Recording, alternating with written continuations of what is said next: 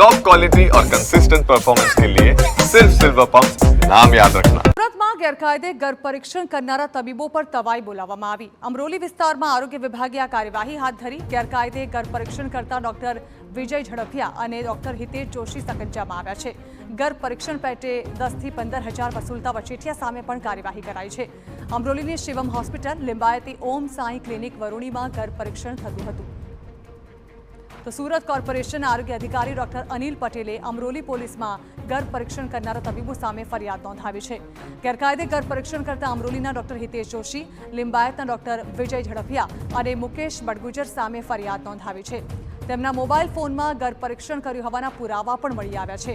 આ તબીબો રોજ 3 થી 4 ગર્ભ પરીક્ષણ કરતા હોવાનો ખુલાસો પણ તપાસમાં થયો છે। ડોક્ટર વિજય સાથે ગેરકાયદે પ્રવૃત્તિમાં મુકેશ બડગુજર સહિત 4 એજન્ટ જોડાયા હતા। આ તમામ સામે કાયદેસરની કાર્યવાહી હાથ ધરવામાં આવી છે।